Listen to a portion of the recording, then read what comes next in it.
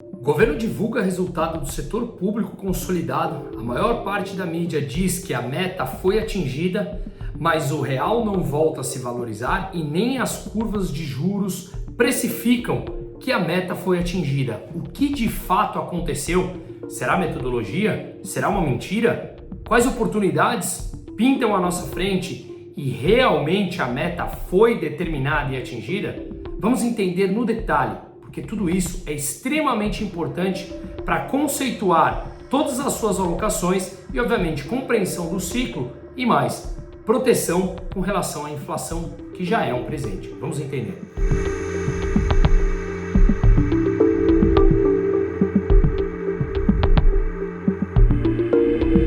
Mas antes de continuarmos, queria um pouco da sua atenção. Aqui nesse canal, a gente valoriza veículos de comunicação que pregam os mesmos valores que nós. Liberdade de expressão, liberdade de mercado e valores extremamente sólidos. Esses merecem todo o nosso respeito e todo o nosso apoio em meio a tudo isso que estamos vivendo. É por isso que não apenas faço parte da equipe da Revista Oeste, como ela também é uma mídia independente que está levando jornalismo sério e verdadeiro, sem censura, com uma qualidade a cada vez mais pessoas. E agora eles estão com uma campanha histórica para atingir os 100 mil assinantes. Fato histórico, pregando a total liberdade de expressão. E eu quero que vocês façam parte disso junto comigo. Acesse o link que está aqui na descrição ou o QR Code que está aqui na tela. Não fique de fora dessa. Ao assinar, você não apenas está apoiando um jornalismo sério que bate contra esse sistema corrupto autoritário, mas também ajuda a divulgar e estruturar essa causa que está tomando corpo no Brasil. Precisamos buscar nossas liberdades.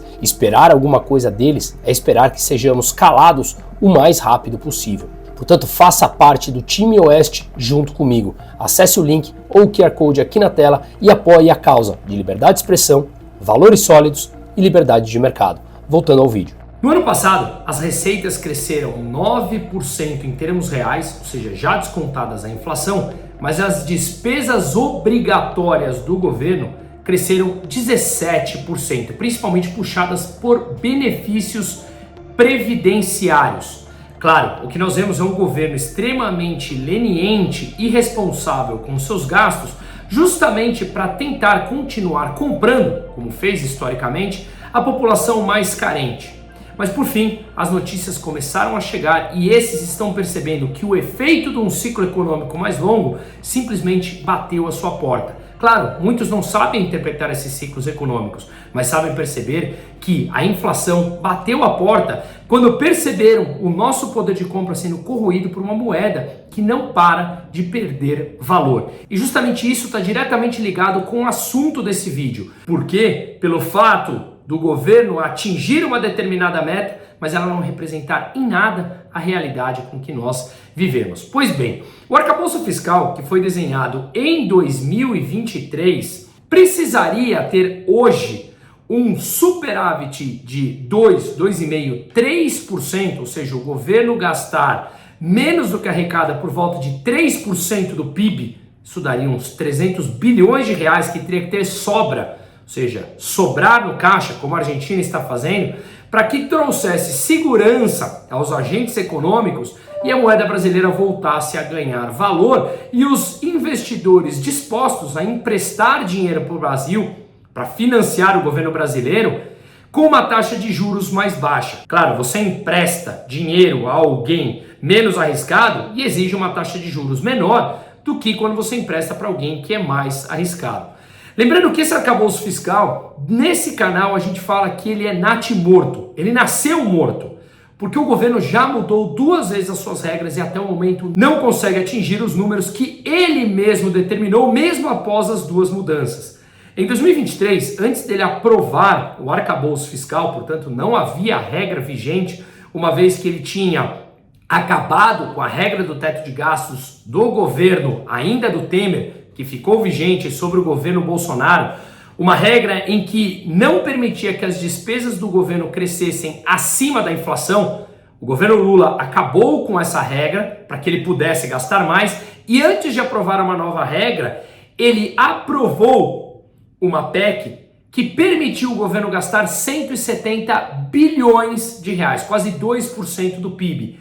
Ele gastou, isso aumentou a dívida do governo e logo ele criou o arcabouço fiscal, que agora permitia que as despesas do governo crescessem até 2,5% acima da inflação. Portanto, os gastos reais seriam crescentes ou são crescentes. Você gasta acima da inflação, o que aumenta o endividamento. Mais endividamento, mais desconfiança por parte dos agentes econômicos, taxas de juros mais altas e moeda mais desvalorizada.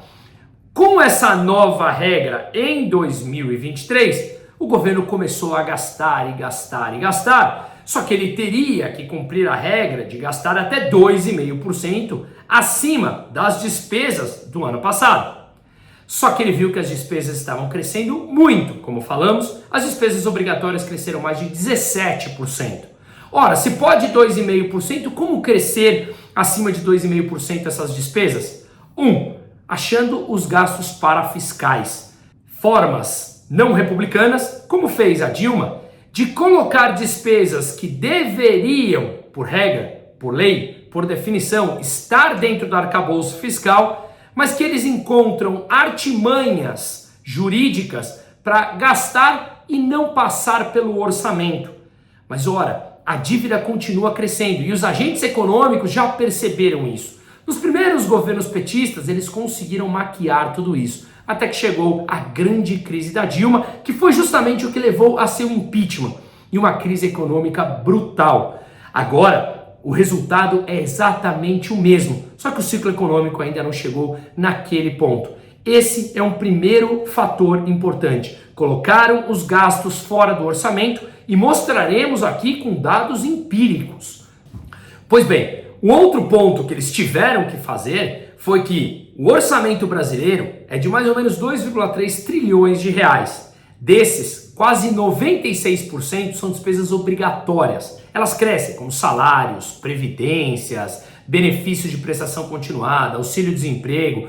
Mais de 56% desses gastos obrigatórios são gastos com a previdência, que com uma nova regra que falaremos agora, que o PT trouxe, ela não para de crescer. Portanto, o rombo fiscal, ele tende a continuar crescendo.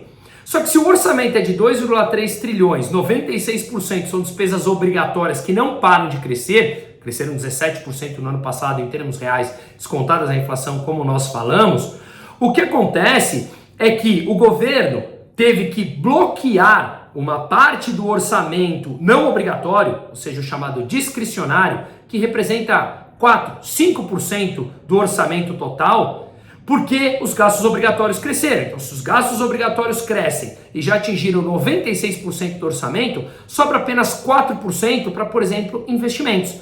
E ele teve ainda que cortar esses gastos não obrigatórios, discricionários, para poder encaixar os gastos obrigatórios. Ou seja, seguindo nessa linha, em 2030, 100% do orçamento será destinado para gastos obrigatórios e, portanto, a máquina pública pode parar. Mas quais foram os gastos não obrigatórios que ele cortou para continuar fazendo os gastos obrigatórios crescerem? Vamos lá. Saúde, ele cortou quase 4,4 bilhões de reais.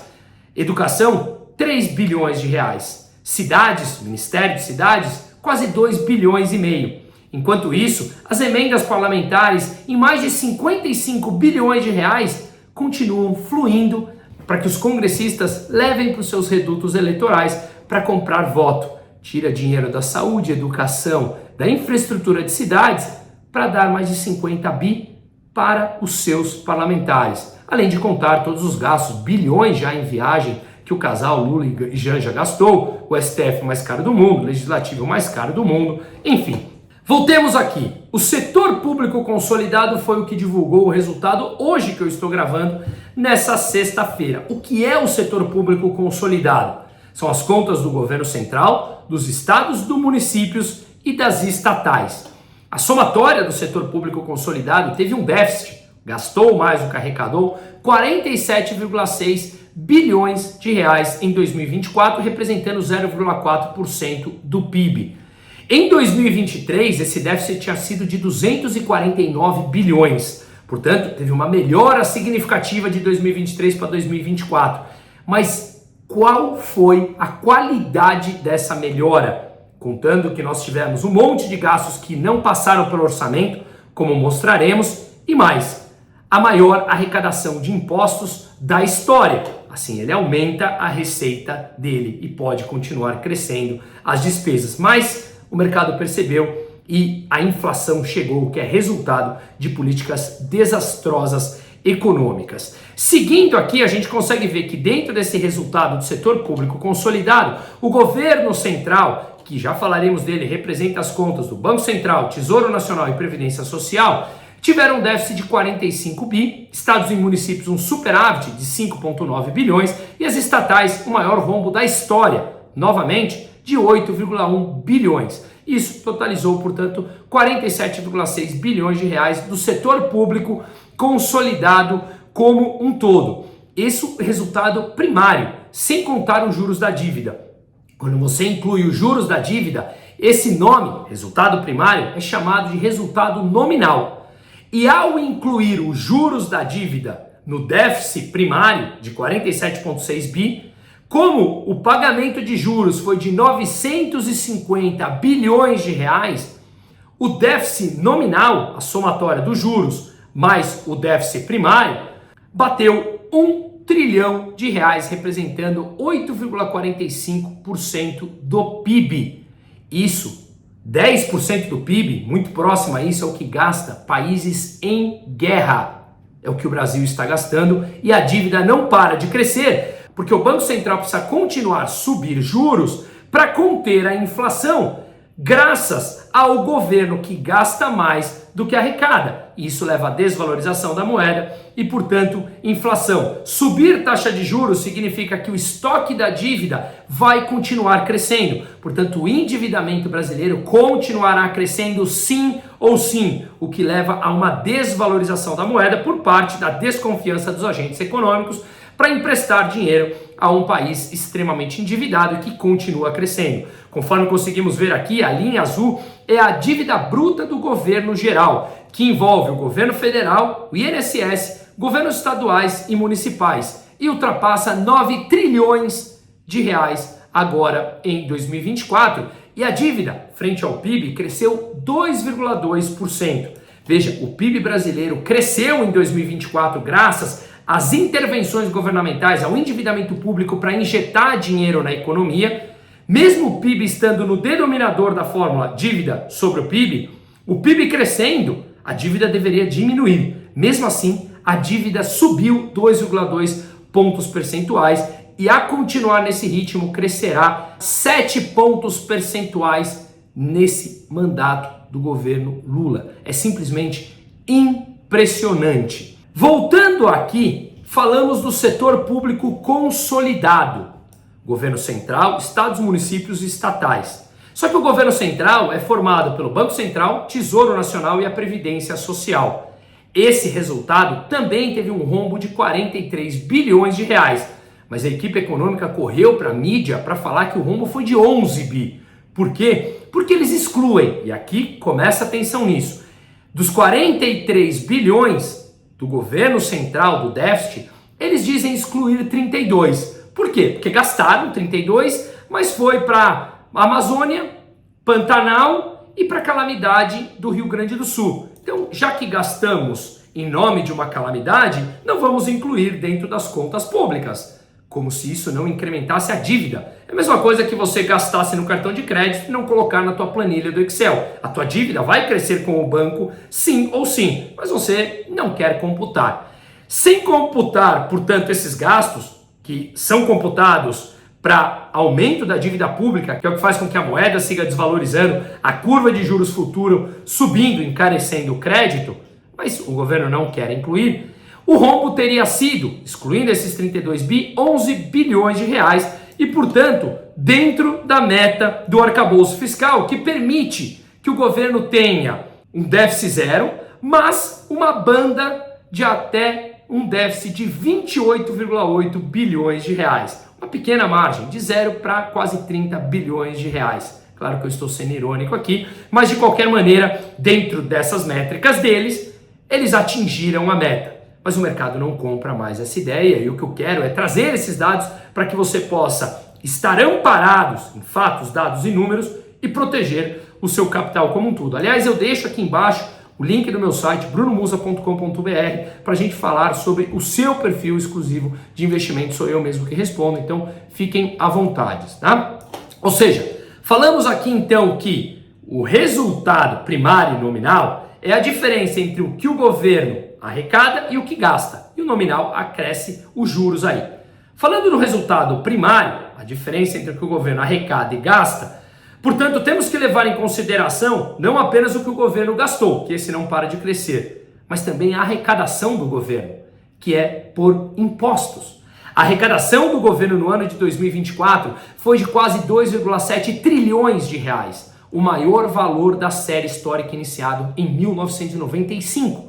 Teve uma alta real, já descontada a inflação, de 9,6%, conforme a gente consegue ver aqui. Quem não lembra, nesse governo, quando foi divulgada a tributação de fundos exclusivos, os fundos offshores lá no exterior, que levou a mais fugas de capital, mudança na tributação de incentivos concedidos por estados, os impostos das blusinhas, impostos sobre combustíveis em 2023 que foi mantido em 2024. Aliás, hoje, 1º de fevereiro, sobem os impostos ICMS sobre diesel e gasolina novamente. Enfim, tudo isso que acabou levando a um roubo maior da população e das empresas ao tomar grande parte do que nós produzimos, que trabalhamos hoje 5 meses para sustentar esse estado parasitário brasileiro, para que eles possam continuar fazendo crescer as suas despesas e trabalhar no projeto de poder deles. Portanto, vamos dissecar agora de forma objetiva todas essas informações aqui para entrar como as artimanhas em que o governo faz para colocar por fora do orçamento. Segundo uma matéria escrita por Marcos Mendes, que é um doutor em economia, que vem falando muito, justo ele e Marcos Lisboa, mostrando todos os gastos parafiscais, foram já 40 bilhões de reais de despesas fora do cálculo da meta do arcabouço fiscal. 40 bilhões. Isso dá mais ou menos 0,4% do PIB. Vamos levar em consideração o 0,1% do PIB que o governo diz que foi o resultado dele, excluindo os gastos com Rio Grande do Sul, Pantanal, que é esses 11 bilhões que representaria 0,1% de déficit, e o governo disse que bateu a meta. 40 bilhões de gastos fora da meta. Eu vou mostrar isso aqui para que não fique simplesmente uma ideia minha. Portanto, 0,1% mais 0,4% desses 40 bilhões, o déficit já subiu para 0,5% do PIB. Em 2023, houve uma antecipação de receita para melhorar o resultado de 2024. Por exemplo, em 2023, em dezembro, foram pagos 92 bilhões de reais em precatórios, aquelas dívidas já judicializadas que o governo tem que pagar. Ele antecipou essa despesa de 92 bilhões de reais em 2023, porque ela deveria ser paga em 2024, mas ele antecipou para melhorar o resultado de 2024, mas ela deveria ser paga em 2024 e não em 2023. Além do mais, teve a capitalização do fundo para bancar o pé de meia, 4, 5 bilhões de reais, e compensações devidas a estados e municípios. Tudo isso representa mais 0,4% do PIB, segundo os cálculos de Marcos Mendes. Ou seja, o déficit que já estava em 0,5 ponto percentual do PIB, já subiu para próximo a 1% do PIB. Mas as chamadas receitas não recorrentes, que não são garantidas para o próximo ano. Receitas, digamos, extraordinárias, uma receita que acontece de vez em quando e não uma receita recorrente. Isso somou, também segundo os cálculos do Marcos Mendes, 0,8% e, portanto, o déficit já estaria em 1,9% do PIB. Mas os gastos parafiscais, que não entram no resultado primário, mas impactam a economia, porque é dinheiro que entrou na economia, que estimula o consumo de curto prazo, que auxilia na inflação, porque veio oriundo dos gastos públicos, do endividamento público, representou mais 0,3% do PIB, por volta de 300 bilhões de reais. Ou seja, o déficit está por volta de 2,2% do PIB. Nessa matéria que a gente consegue ver aqui no Brasil Journal, os gastos parafiscais estão acelerando, eles mostram como e quais foram esses gastos. No geral, o governo cria fundos privados que são abastecidos com dinheiro público. Esse dinheiro, ao abastecer um fundo privado e o fundo privado distribui esse dinheiro, por exemplo, auxílio gás, pé de meia, quando ele é distribuído via um fundo privado, o que ocorre é que ele não entra no gasto primário, porque não entra como despesa primária, entra como despesa financeira. Só que o dinheiro saiu do governo para abastecer esse fundo, que foi criado justamente para receber esse dinheiro, quando na regra manda que o dinheiro deveria sair direto do governo, porque é uma despesa primária ao financiar o pé de meia ou o auxílio gás, por exemplo. Então são gastos aqui, bilhões de reais, que ele conseguiu dar um caminho diferente, um atalho, para tirar dos gastos do arcabouço fiscal, saem do orçamento, portanto não são contabilizados dentro da meta do arcabouço fiscal, e ele vem a público falar que atingiu essa meta. Um outro ponto importante, um fundo de uma empresa pública, a Engea, em que ele compra papéis atrelados a ativos imobiliários,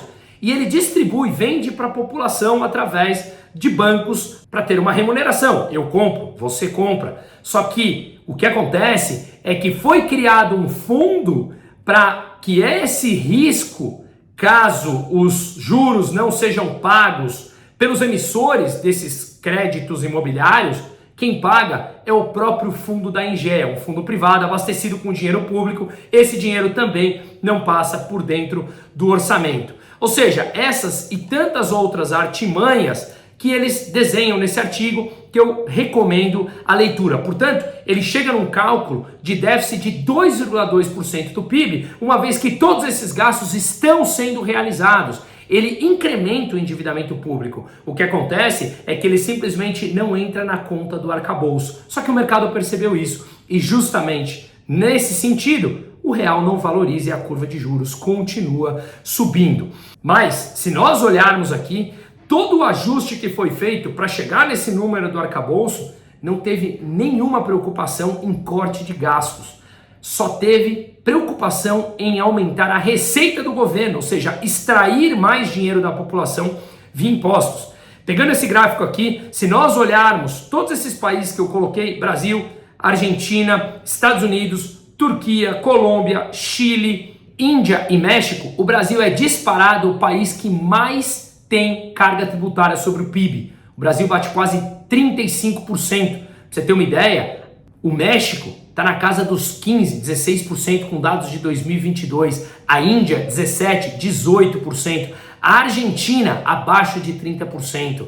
Os Estados Unidos, por volta de 27%. Só que agora, com a redução dos impostos anunciadas por Trump, essa carga tributária cairá. Ou seja, o Brasil tem uma das maiores cargas tributárias do mundo e somos esse país medíocre e o governo continua querendo subir. Mas vamos aos problemas práticos.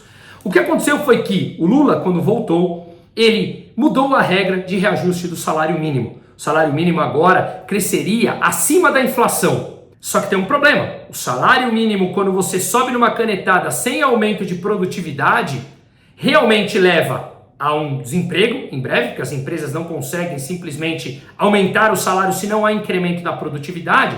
Só que o pior é que o pagamento de salário mínimo, ele leva um reajuste em todas as previdências pagas pelo governo.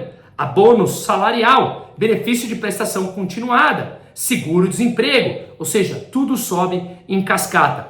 Também o governo mudou as regras, indexando os gastos de saúde e educação à receita líquida corrente. Se o governo sobe os impostos, ele aumenta a sua própria receita, ele precisa aumentar a despesa em educação e saúde, fazendo com que o Brasil seja um país extremamente anticíclico. No momento de bonança econômica, a receita cresce. No momento que vem a crise, você não consegue reduzir as despesas. Portanto, o déficit tende a aumentar e com isso a desvalorização da moeda e as crises brasileiras tendem a ser muito mais brutais do que a dos seus pares, uma vez que nós temos altamente cláusulas pétreas engessadas que não permite que o governo reduza gastos. Precisa urgentemente cortarmos os gastos brasileiros. Assim, dessa forma, o arcabouço brasileiro fiscal desenhado pelo PT em 2023 nasceu morto, como a gente fala desde sempre. por mais que eles encontrem artimanhas, subterfúgios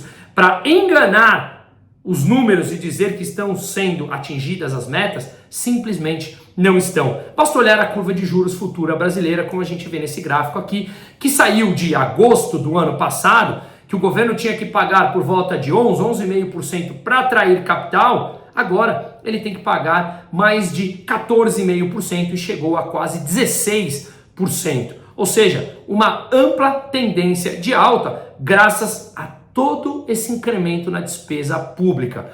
Em 2025 é bem provável que continuaremos crescendo, menos do que 2024, porque o expansionismo fiscal, o espaço do expansionismo fiscal brasileiro é muito menor, uma vez que a inflação já é presente aqui, e o Banco Central precisa continuar subindo juros para conter a inflação. Juros mais altos, além de continuar encarecendo a dívida brasileira, afeta as empresas endividadas, afeta fluxo de caixa, afeta consumo, aumenta a recuperação judicial que bateu recorde no Brasil em 2024, aumentam falências de empresas, quedas de investimento e, consequentemente, empregos, que também já tivemos a oportunidade de analisar num vídeo como a metodologia do IBGE. Não é que os números são falsos, a metodologia é falha como um todo. Mas Bruno, falou muito, e a solução?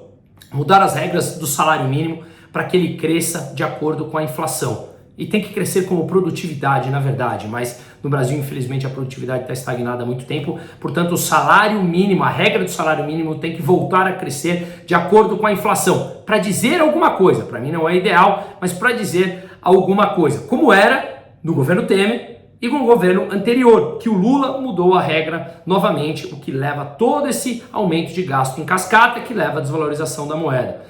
Tem também um outro ponto importante, é desvincular os gastos de educação e saúde com a receita líquida corrente pelo motivo explicado. Diminuir a possibilidade de judicialização do benefício de prestação continuada, que coloca conceitos relativos de certas doenças, portanto tem uma porta muito grande de fácil acesso para as pessoas adquirirem o benefício de prestação continuada ou seguro-desemprego, e uma porta de saída muito pequena. Assim você cria bolsões de miséria, onde as pessoas passam a viver e a depender do governo como um todo. E evitar a judicialização para que novos entrantes no benefícios sejam realmente aqueles que precisem do benefício e não passe a ser uma fraude.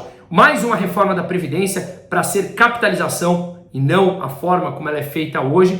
E veja, quando alguém é mandado embora, um desempregado no Brasil, ele passa a ser 3 benefícios. Ele tem o seguro-desemprego, que corrige com todos esses gastos, como acabamos de falar. Ele recebe uma parte do FGTS e tem uma multa ainda paga pelo empregador. Tudo isso gera problemas fiscais para o governo, distorções na economia e distorções no mercado de trabalho. Portanto, tudo isso, mais endividamento como um todo e mais economia com intervenção. O que fica claro é que o governo criou um arcabouço, mas cria uma nova regra com vários subterfúgios para driblar as próprias regras criadas por ele, mas que já foi descoberta a tática do PT. Eles criam fundos, vários fundos privados, fora do orçamento, para financiar, por exemplo, catástrofes e medidas de prevenção climática. Ou seja, um fundo clima, mais um fundo privado abastecido com dinheiro público que não passa dentro do orçamento. E eles continuam batendo na tecla daquilo de corrigir a tabela do imposto de renda para R$5.000. Eu acho que, para mim, imposto, filosoficamente, para mim, imposto é roubo. Ou seja, é uma tomada forçada do teu dinheiro para financiar causas que você não quer. Só que a questão é como financiar, porque o governo vai abrir mão de receber os impostos de quem ganha até R$5.000, que é grande parte da população brasileira, da onde ele encontrará receitas para compensar isso que ele está abrindo mão dessas pessoas que deixarão e passarão a ser isentas de IR. Ora, se não encontrar meios para financiar, o rombo vai crescer muito mais, a moeda desvaloriza muito mais e, portanto, muito mais inflação. Vamos lembrar que isso aconteceu com a desoneração da folha lá atrás, na época do governo Dilma. E para 2025, o que nós temos são receitas superestimadas e despesas subestimadas. Por exemplo, a Previdência no ano passado, que era estimada dentro da regra orçamentária 908 bi de gastos, custou 938 bi, 30 bilhões de reais a mais. O benefício de prestação continuada consumiu quase 7,6 bilhões de reais a mais do que estava dentro do orçamento. E no ano que vem, mostra as perspectivas a continuar dessa forma, que o INSS terá um gasto ainda maior, 1,4 bilhão de gastos a mais do que previstos em 2025, por conta de todos esses reajustes que o governo já deixou claro que não quer mudar. Vamos lembrar que entre 2014 e 2016, quando o Brasil enfrentou a maior crise, 2 anos o PIB caiu 7%, nós estávamos refletindo ali medidas que começaram em 2026, medidas contrárias à produtividade e ao equilíbrio fiscal. Sim, basta olhar as contas no site do Tesouro Transparente, como o superávit começou a ser queimado ainda no segundo governo Lula. Portanto, medidas que acabaram culminando numa crise alguns anos mais tarde. E agora estamos vivendo, ou muito próximo, o mesmo ciclo novamente. Na economia, nada parecia acontecer entre 2006 e 2014, até que a bomba estourou. E nós estamos alertando isso há 1 ano e meio, sem genialidade alguma, apenas com conceitos macroeconômicos e analisando um pouco de história e a obviedade entre os números. E mais, numa entrevista ontem, Lula descartou novas medidas de ajuste fiscal. E ele falou, se depender de mim, não tem. Ou seja, qual é a probabilidade de mudar alguém de 80 anos de idade para cortar gastos, chegando muito próximo de ano eleitoral? As oportunidades estão passando à nossa frente, como eu tive a oportunidade de analisar um vídeo na sexta-feira, nessa semana, no meu canal. Vale a pena olhar, as oportunidades estão passando. Em meio ao caos, há muitas. Deixo aqui o link de novo e será um prazer falarmos sobre isso. Portanto, mais maquiagem, mais PT, mais corrupção, mais do mesmo, mais números mentirosos. O endividamento segue crescendo. Seguimos.